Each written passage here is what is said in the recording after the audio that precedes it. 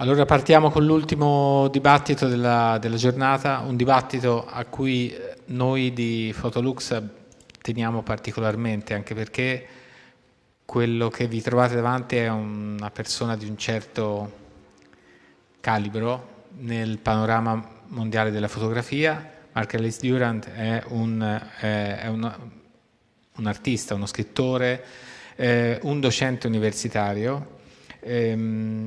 Lui è anche editor al large del magazine Dear Dave e redattore online journal di arte e fotografia St. Lucie.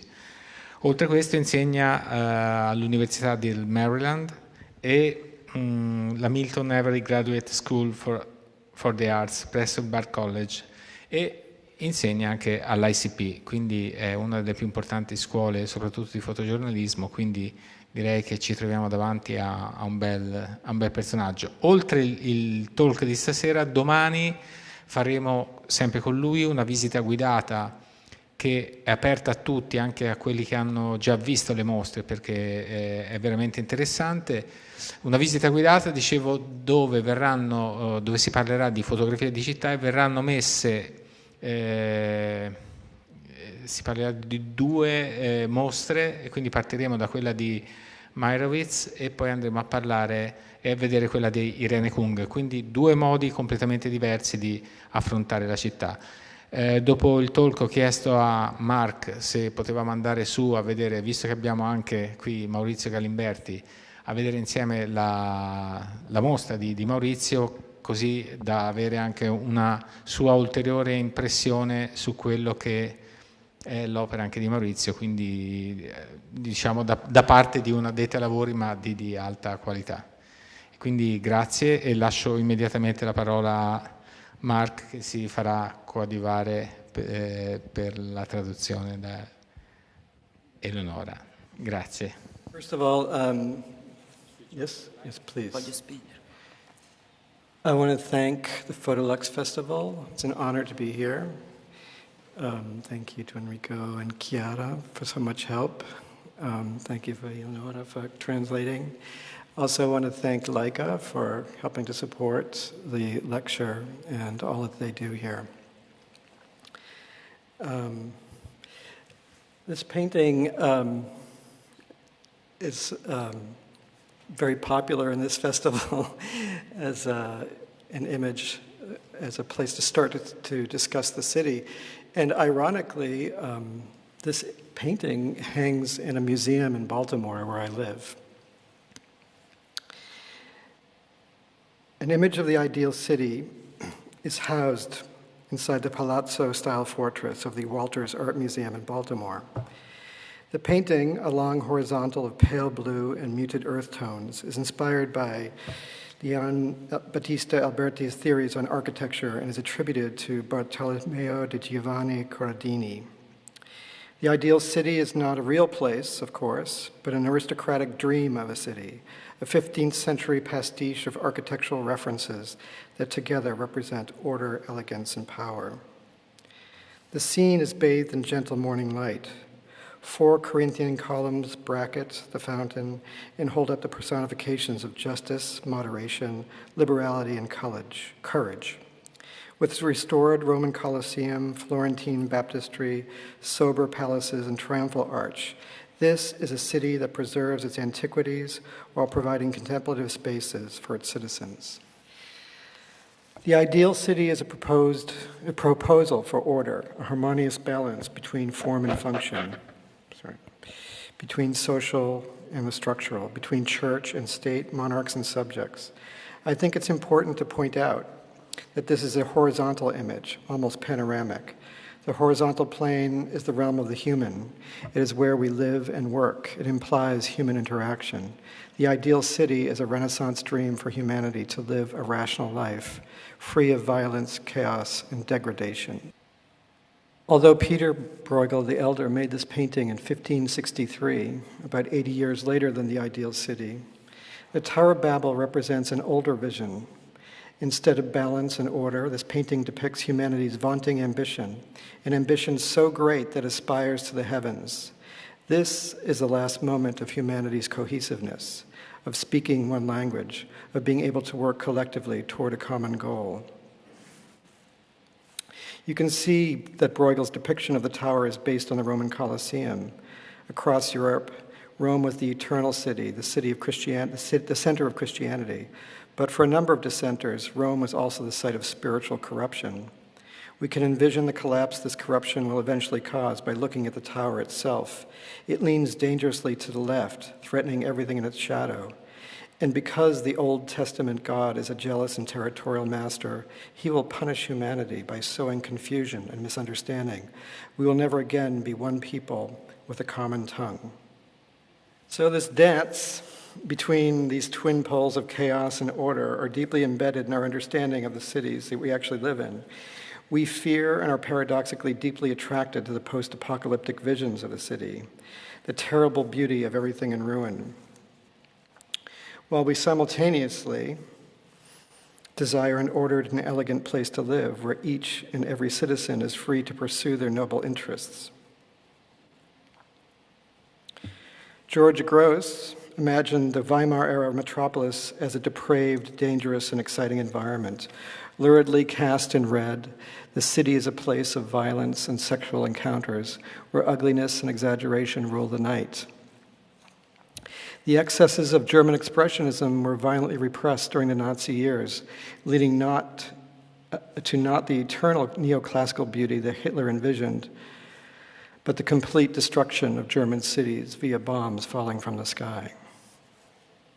The United States suffered no bombs during the war years. Instead, Berenice Abbott possessed the freedom and privilege to fly above the city to make aerial photographs of New York, in which the nocturnal city is portrayed as a flawless and glittering diamond, multifaceted, precise, and free of imperfection.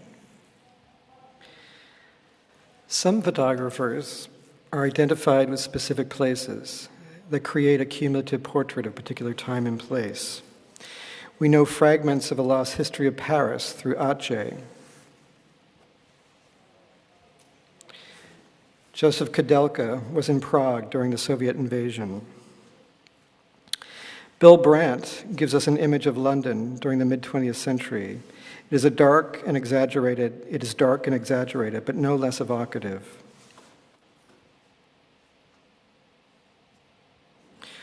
Barbieri has created a God's eye view of Rome, transforming its monumental symbols of the past into miniature dioramas.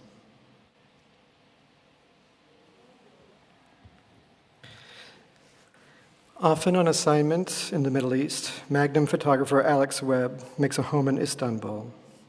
As an outsider, he's been able to vividly portray the clash between the traditional and the modern, the East and the West.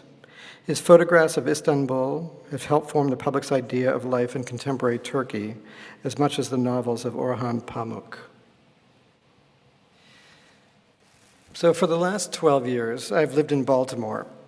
It is an unusual place. Like many post-industrial American cities, it suffers from intractable problems of poverty, drug use, and violence. Yet, it is surprisingly resilient and unlike any other American city in its embrace of eccentricity. John Waters was born and has made films in Baltimore for 40 years.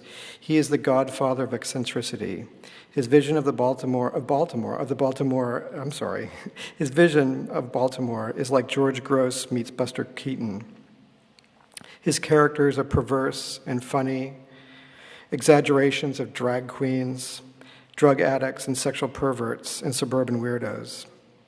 With his films and quirky sensibility, John Waters is hugely responsible for creating the image of Baltimore in the American popular imagination. About 10 years ago, The Wire started its 5-year run on HBO. Described as a modern-day Charles Dickens novel, The Wire is an epic drama of life on the streets of Baltimore. Cops, drug dealers, politicians, school teachers, single moms, and wayward children. The Wire has become an iconic portrayal of contemporary America as it manifests in the city of Baltimore. When I travel and tell people that I live in Baltimore, people often ask me about John Waters or talk to me about The Wire in reverent and excited tones. And sometimes when I'm driving around in Baltimore, I will pass through a neighborhood featured in The Wire, and I am remembering its plot and characters, and I wonder whose city I'm living in, the eccentric world of John Waters or the ultra-violent world of The Wire. But let's return to Europe for a minute. For although it is the image of the American city that I'm concerned with here, in many ways the image was formed first in the European imagination. I think most of us know Fritz Lang's incredible film Metropolis, which was released in 1927. It was, up to that point, the most expensive and visionary film ever made. It begins with a utopian vision of the future. Impossibly tall buildings tower over streets bathed in glowing light. Planes fly over skyways that carry cars and trucks from place to place. Metropolis features splendid parks so that its privileged citizens can play to their heart's content. But it's not long before we see that there's a terrible price to be paid for such elegance and beauty. For every healthy, entitled citizen living in splendor above, there are hundreds of workers living below, enslaved to a life of grinding drudgery in order that a few may live so well. The utopian promise of the metropolis becomes a dystopian nightmare. The film set the standard for complex storytelling, futuristic visions, special effects, and political consciousness. Fritz Lang claims that this collage by Paul Citron inspired his vision for Metropolis. Citron was an artist and designer in Weimar, Berlin, was himself inspired by Erwin Blumenfeld, an artist and photographer who dabbled in Dada collage in the 19-teens and early 1920s. As a Jew, in an environment in which the supposed superiority of the Aryan race was proclaimed, Blumenfeld was obsessed with boxing and identified particularly with American boxers, making collages in which black boxers dominate their white opponents. The boxers tower over skyscrapers, symbolizing their strength and determination to rise above the challenges of racism and poverty. Blumenfeld escaped from Nazi Germany and finally ended up in New York City, where he became a successful and influential fashion photographer. Here are a couple of his images where his newly adopted city is a moody backdrop for modern fashion. One can point to many cultural and technological shifts in the 19th century that prepared the ground for collage to become a radically new and ultimately pervasive phenomenon. The invention of photography freed painters from slavishly mimicking the external world, pointing them in the direction of the ephemeral, the eternal, and the non-figurative. The ongoing Industrial Revolution shattered centuries-old social relations, creating working classes alienated from their roots and their labor through wage slavery. Colonialism and immigration precipitated profound shifts in both personal and collective consciousness, bringing wildly divergent cultural practices, symbols, and languages in close proximity to one another. Cities became collage-like in their random juxtapositions of architecture, ethnicity, wealth, and poverty. Strolling through the alleys and boulevards of any major 19th century European or American city, one would encounter dozens of languages being spoken in a grand linguistic collage. The simultaneous and fragmented narratives that played out in the street as the multitudes negotiated their lives were a constant reminder that the city was a shifting hybrid, always in flux. A revolution in perspective was provided by the invention of the 35mm Leica camera in the mid-1920s. It's true that Kodak had marketed the handheld camera since the late 1880s, but the Brownie camera could not produce high-quality images. Liberated from clumsy large-format cameras and clunky tripods, with a Leica, photographers could prowl the streets and take images from wherever their bodies could take them. They could be fast, spontaneous, take more pictures in a shorter amount of time. Concurrent with the experimental atmosphere of Weimar Germany was the explosion of creativity in the Soviet Union of the 1920s. Alexander Rodchenko, constructivist extraordinaire, climbed atop buildings, ladders, and moving vehicles to document the socialist experiment transforming Russian society. Rodchenko designed this poster for Dziga Vertov's 1929 film, Man with a Movie Camera. Inspired by Metropolis, Vertov wanted to take the vision of the city and make it synonymous with the phenomenon of film itself. Man with a Movie Camera is a self-referential document. The camera has replaced the eye of God as the omnipresent observer. The city is the protagonist of the film, a kind of living organism in which all human activity, architecture, and industry work together to create life. This 1933 painting by Balthus is titled The Street. It is essentially a photographic concept, in that the street is an open theater, a collection of gestures of disparate intentions. Here, Balthus is evoking the flaneur. The idea of the flaneur was crucial to early 20th century art and literature. The poet, artist, photographer wanders the city, allowing chance to guide his way through a labyrinth of streets. What would he see when he turned the corner? What strange juxtapositions would reveal hidden meanings? Of course, the photographer armed with a 35mm camera was the best possible flaneur. He could prowl the streets to capture the ephemeral truths of the everyday. Walter Benjamin believed that the camera could reveal what he called the optical unconscious, that veiled the dynamics of power and psychology that motivate our most basic interactions, that could be discovered by freezing, fleeting moments in the camera. Cartier-Bresson's version of the flaneur was to perfect what he called the decisive moment, when the formal and narrative elements of the picture came together in one imperceptible instant. Two Hungarian photographers excelled in the role of flaneur, André Kertész and Versailles. This image by Kertész is perhaps my favorite photograph in the entire history of photography. It is more surreal than any Dali painting, and in fact points to the inherent surrealism in photography. Making the familiar strange, relying on chance elements, unveiling hidden and enigmatic meanings, these are the characteristics of surrealism. But whereas a Dali or Magritte painting may have the look of the unexpected, they're obviously carefully constructed over time. The photograph is truly spontaneous. It is made in the moment, often without deliberation. The photograph is also a dislodged object. A moment is stolen from its natural context, embedded in the sticky trap of silver emulsion. The next moment never arrives. It is always frozen and never answers the question of what happens next. In the 1930s, Versailles documented the secret life of Paris. Lovers on park benches, gay clubs, prostitutes, all those dark desires that are hidden in the daylight are captured in Versailles' nocturnal wanderings.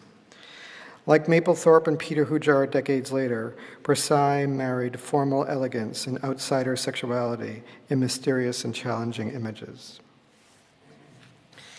So finally, let us travel to New York, the iconic 20th century city. The image of New York is a stand-in for all of America, representing a monumental scale, a metropolis teeming with life, the city of promise.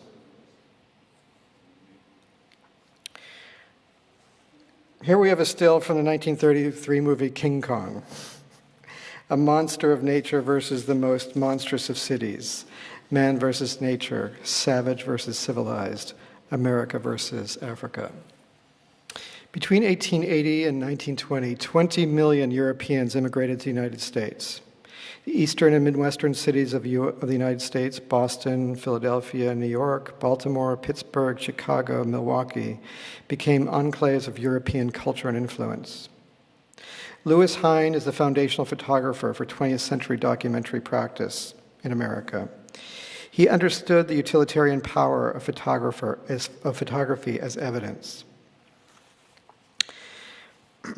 He also understood the profound cultural changes this wave of European immigration would precipitate.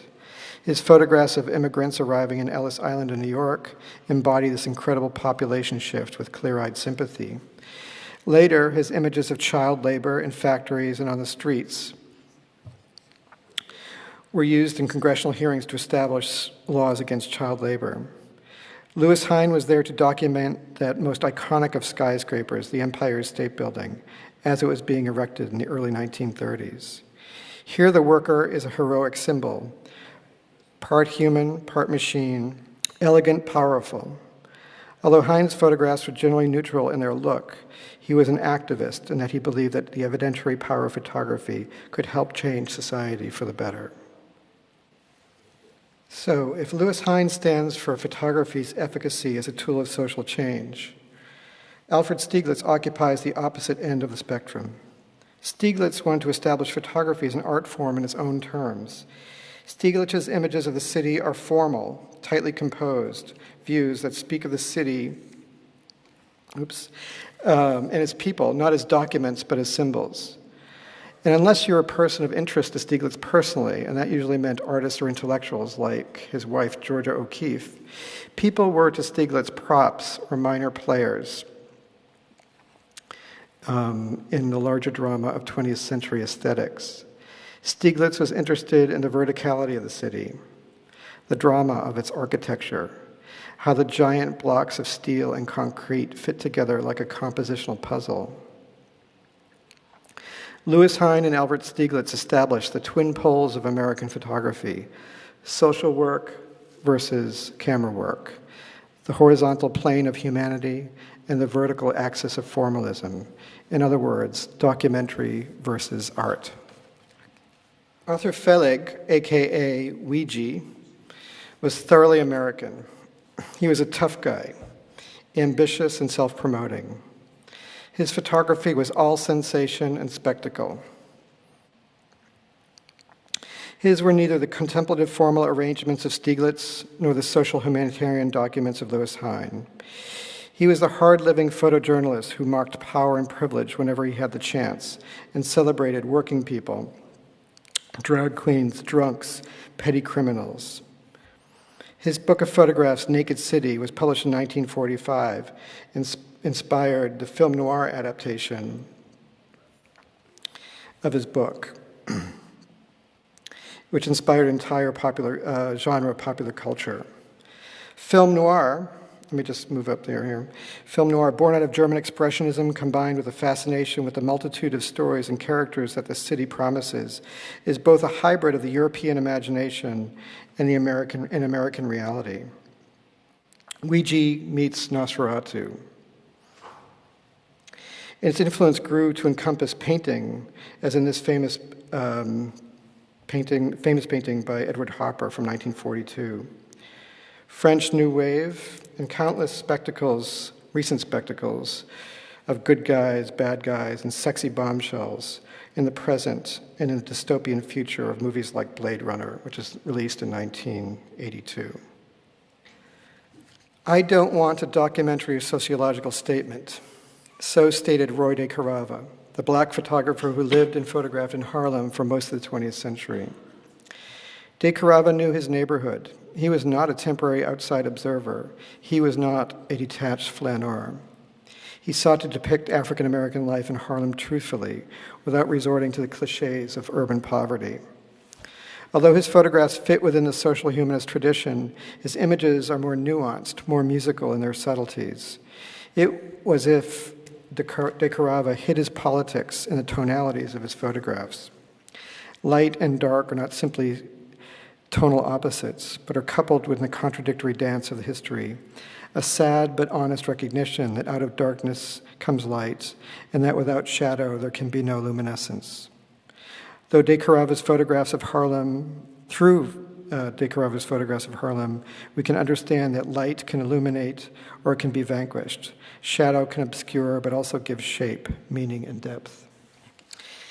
Robert Frank's road trip through 1950s America is by now a mythic tale. We are so familiar with these images that they have become desensitized to their impact. While it's true that Frank photographed not just in cities, but in distant and forgotten corners of small towns, his sensibility was essentially an urban one, a European and urban sensibility. In opposition to America's own provincial, triumphalist vision of itself, Frank brought his European existentialism, his restless, melancholic gaze upon the fragmented and lonely life that was and still is at the heart of the American spirit. Americans celebrate themselves as ruggedly individualistic, as if the wild spirit of the cowboy was our guiding spirit instead of the tired cliche that it has been for 100 years. Frank's vision was radically subjective. He renegotiated the terms of documentary practice. Instead of trying to achieve a bogus objectivity, Frank fused the clarity of photography with a deep but compassionate ambivalence about the human condition. Although Frank's images function within a tradition of the social document, he was not trying to prove anything, or was not providing evidence of social injustice with the idea that photography could change the world. He was not presuming that he was representative of the world's conscience. He emphatically only represented himself. He was a free agent with his own melancholic reverie. After Frank's, the Americans, photography would never be the same. I want to show you this comparison between, the top is the Robert Frank image, and down below is an image by, thank you, by Gary Winogrand of the same street corner in Los Angeles. They're taken, maybe 7 years apart.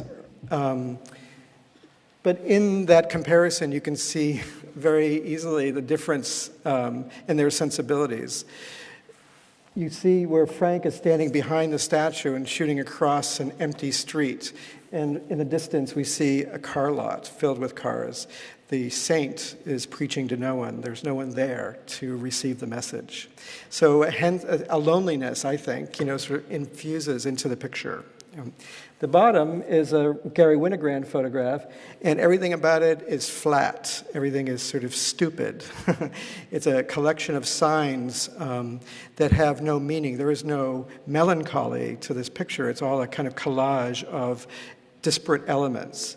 In that sense, there is a kind of sympathy to the picture, but a certain kind of criticism of a kind of stupidity of the American landscape that is implicit in Gary Winogrand's vision.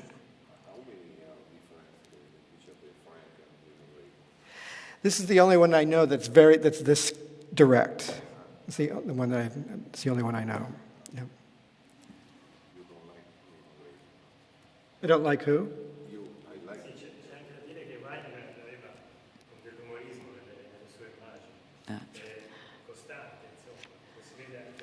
Saying that Winogrand is funny also.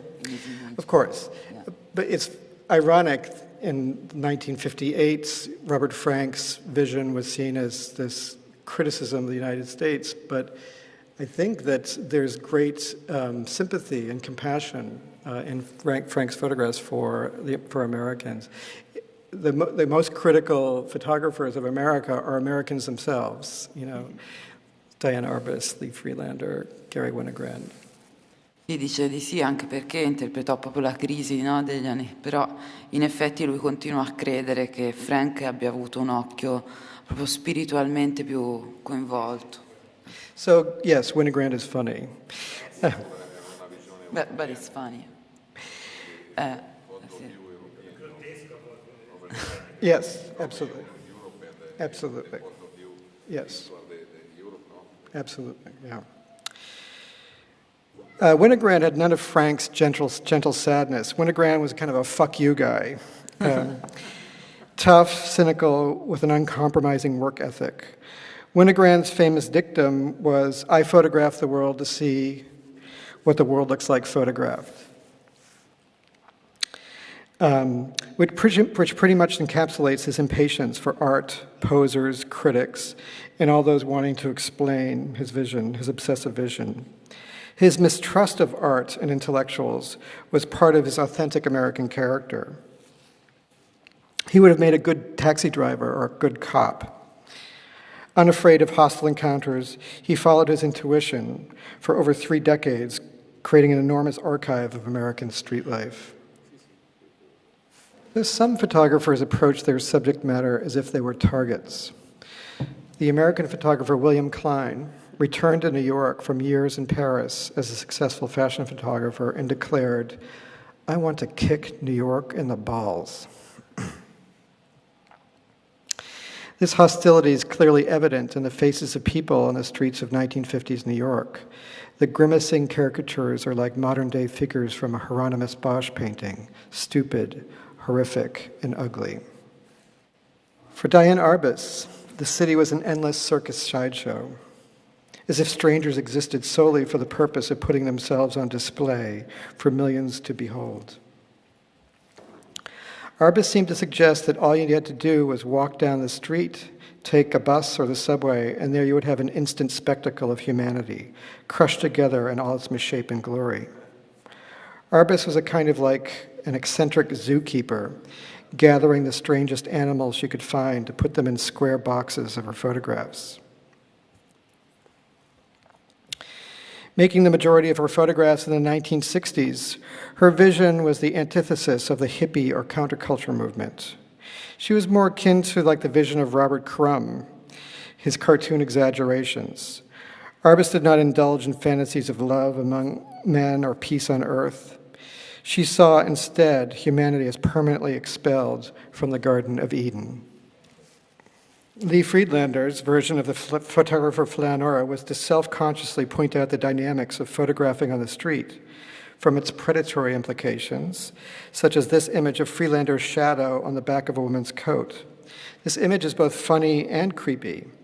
The texture of the woman's fur hood gives texture to the shadow of Friedlander's hair, but he is also very close to this woman. Clearly he was following her to photograph her. In myriad other ways, Friedlander refers to the way in which photographs make sense of the world through fragmentation, reassembly, and chance juxtaposition. Friedlander photographed a lot in New York, of course, but he also photographed in Western cities and landscapes. As it moves west, America becomes more sprawling, more decentered, less like the 19th century city models and more like the 21st century model, whose structure is determined less by walking and public transportation and more by sprawling structures made possible by automobiles. His image of the American West, such as this one taken in Albuquerque, New Mexico, is the geography of nowhere. There are no identifiable landmarks, no historical markers. It is random and generic, a decentered, ever-spreading suburban sprawl that the majority of American West has become. Stephen Shore and Joel Meyerowitz brought their large format cameras and color materials to the practice of street photography in the 1970s that had been dominated by small format black and white for decades. Their complex observations of American culture in the 1970s onward are important aesthetically and historically. In addition to his astute observations of the everyday mysteries of the New York street life, Meyerowitz has photographed many aspects of American culture, from the light on Cape Cod, the monumentality of the St. Louis Arch, to the site of Ground Zero immediately after the 9/11 attacks. On the West Coast, photographers did not have the verticality of eastern cities, but instead the horizontality of endless roads and the dominance of the automobile. Ed Ruscha's playful conceptual photography projects employed photography's easy accessibility and ability to document the most mundane phenomenon. 26 gasoline stations, in every building on the Sunset Strip did not privilege beautiful fine art photographs, but instead the flattest, most artless approach to photography. This was the birth of conceptual art, and photography was its main tool. Larry Sultan documented the myth of the American West in the late 20th century, including this project called The Valley. Just north of Los Angeles, the Valley, as it is called, is home to numerous television and movie studios and produces a majority of the world's pornography. Sultan's images show us the moments and scenes usually not included in the final product. It is a modern paradox that because of its decentered nature, its horizontality, the city of Los Angeles is difficult to capture in photographic images, yet it is the biggest image-making machine in the history of humanity. In the late 1970s and early 1980s, the photography world was swept up in a radical paradigm shift broadly termed postmodernism. Influenced in equal parts by theory and popular culture, postmodernism was, to simplify a bit, skeptical of the ideas of artistic originality and of cultural progress, often looking back to raid the archive as a source for its ideas. Not for the sake of nostalgia, but instead to investigate and re-examine how images shape what we know and who we think we are. Beginning in the late 1970s, Cindy Sherman dressed herself up for a series of photographs called Untitled Film Stills. These deceptively simple black and white photographs do seem like outtakes from some low-budget movie or stock images of a generic single woman living in the big city. They are all of Cindy Sherman, but they are emphatically not self-portraits. They are examinations of the masquerade of femininity in media culture. Sherman's photographic works are emblematic of the shift in photography from the experience of interacting with real life on the street to a more conceptual and performative practice of constructing images. As photographers have moved away from the classic street photographer approach, they have attempted new ways to interact with the dynamics of life in the city. In the 1980s and 1990s, performance, theatricality, and cinema played into the photographs of Jeff Wall and Philip de Corsia Lorca, among others. Jeff Wall's large-scale tableau images reconstruct the very real issues of the day, including racism and homelessness. Philip Lorca de Corsia's street photographs in New York employ strategically placed strobes that, in effect, isolated individuals from the crowd. As if acting in a play or being suddenly illuminated from the heavens, these random citizens become primary actors in the theater of the street. Speaking of theater of the street, from 1991 to 1999, I was part of a collaborative performance duo called Men of the World, combining ideas from performance art, conceptual art, film noir, and most definitely feminism. Men of the World performed what we called image gestures on the streets of most major American cities throughout the 1990s. From shaking hands all day to lying under monumental statues, Men of the World attempted to activate the public spaces of downtown business districts with provocative and enigmatic actions. During the same period, the photographer Ron Jude was also interested in the performance of maleness in public space. Attempting to add something new to the history of street photography, Jude would sit on the sidewalk or follow men close behind, aiming his camera up from down low. Jude transforms the image of ordinary businessmen into monumental abstractions. These men, so serious and intent on making an impact on the world, are rendered anonymous and strange through the very simple process of isolation and unusual perspective. So I want to bring back this Balthus painting just to show you this image by Julie Blackman, who's an American photographer. So do I have to go back and forth between us? Is that fun? It is a contemporary tableau image, a constructed narrative clearly mimicking Balthus. The tableau approach to photography has, for the last 20 years, supplanted street photography as the dominant genre. And I have no objection to that per se. I think Blackman's work is clever and beautiful. Here's another one. I like the elaborate tableau of Gregory Crutzen as well. Nevertheless, something is lost when a majority of photographic artists construct their images in a studio or in Photoshop rather than discover what the world actually looks like. It is similar to 19th century pictorialism.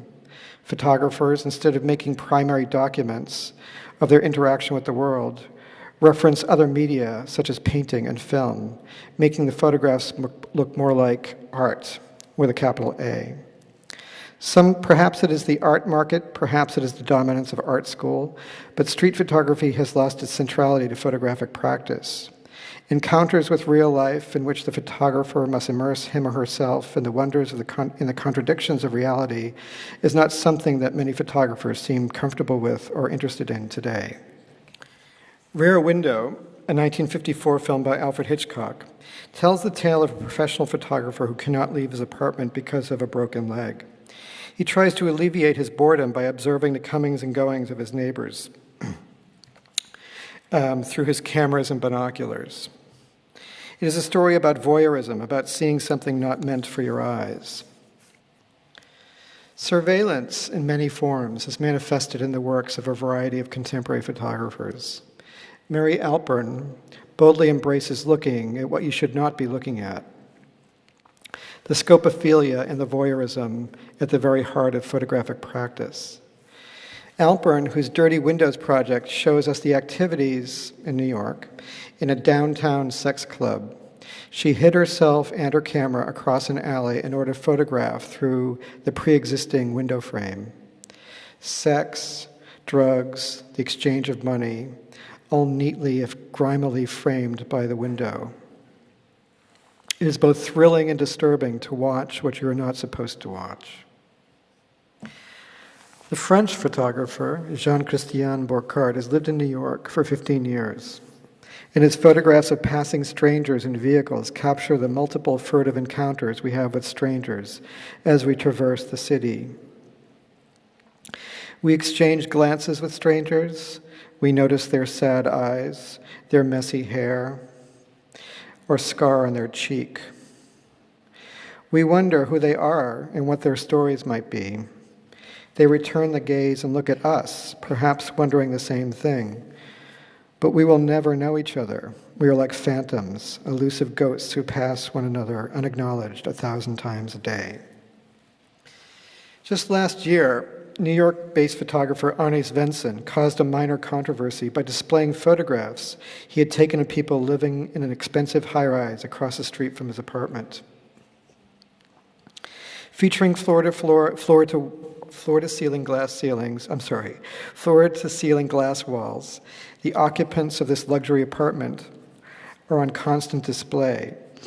The question of privacy, or lack thereof, might seem obvious, but when Svensson had a show of these photographs last year, many of the inhabitants were outraged. Several attempted legal action, but Svensson won the court battle. Considering the growth of the surveillance state, and the fact that public interaction is happening less and less on the streets and more in online communities, it is perhaps fitting that these most recent images were not taken by a human, but by a global internet search engine, otherwise known as Google. The fact that Doug Ricard titled his project A New American Picture draws a straight line between these pictures and those made by Walker Evans and Robert Frank. Ricard essentially downloaded thousands of image files from Google Street View onto his computer, and after selecting specific images, he ironically photographed them off his computer screen. So, is Ricard the photographer? Technically, yes. Conceptually, yes, but existentially, no. These images are a selection.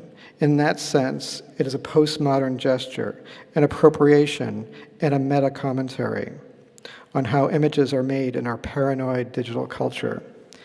Ricard is not on the street interacting with people in their own environment. He is sitting on his couch, using corporate technology to essentially spy on strangers. In Ricard's defense, the motivation behind his project is very connected to the ideas of Louis Hine and many 20th century documentary photographers, in that these images do reveal something about contemporary poverty in America. So I'd like to begin to bring this to a close with a selection of images from the underappreciated American photographer Peter Hujar. Peter Hujar died of HIV/AIDS in 1987 at the age of 53. Hujar brought the refined elegance of Versailles and cortege to the dangerous streets of 1970s and 1980s New York. Manhattan now is basically an island for rich people, a giant mall of expensive boutiques. But not long ago, the Lower East Side and the waterfront were dangerous and exciting. You can feel Versailles' Paris and Hujar's New York. You can feel the sensuality, the love, the fear of the city and those who prowl the streets. Here is a Hujar image of the Twin Towers at night. Let me skip ahead to that. Despite the grandeur of those two buildings, that area of Manhattan was long considered a no man's land, a bit boring and sterile during the day and empty at night. No one really wanted to go there. And then 9/11, which transformed the city and the United States forever. The days immediately following 9/11 were notable for the strong camaraderie among Americans, a feeling that we were all one family. This feeling is entirely extinct now. Our collective witnessing of a spectacular apocalyptic event has unleashed a frenzy among many artists who now create elaborate visions of a post-human landscape, such as these miniature dioramas by Laurie Nix. These are on display in New York right now at Clamp Art. So what these are small miniature dioramas that she creates by hand. They're small, and she photographs them with an 8x10 camera and then blows them up quite large.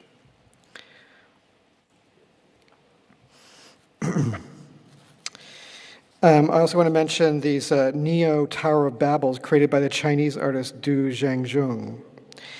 Nix and Zhengzhong are among the legions of contemporary artists whose dystopian or post-apocalyptic work is no longer just some futuristic romantic fantasy. They are imagining the city as it might be very soon, destroyed in one blow or decaying in its unsteady foundations. What is the city now? What will it become? Will future citizens contemplate our ruins like Piranesi conceived the remnants of Rome? Will our cities be romantic ruin, left intact as a reminder that all humanity's creations are ultimately dust? Or is the idea of the city an illusion in the way that Barbieri portrays the radical transformation of urban China? Or maybe the idea of the city was only a dream of the 20th century, where the mixing of people, cultures, and ideologies was hoped would produce a more enlightened global citizen. And if that's the case, I am glad that there are so many photographers prowling the streets to capture the phantom ideal in all its flaws and glories. Thank you.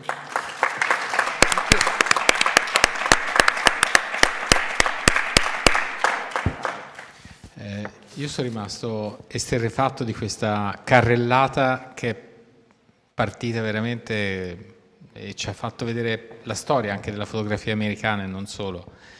Quindi ringrazio, thank you Mark, because your conference is great. It's great. E come al solito mi dispiace che non eravamo così tanti, perché veramente lui meritava tantissimo, ma gli assenti hanno sempre torto, e quindi abbiamo goduto noi di questo spettacolo, quindi grazie ancora, grazie davvero. Thank you for being here.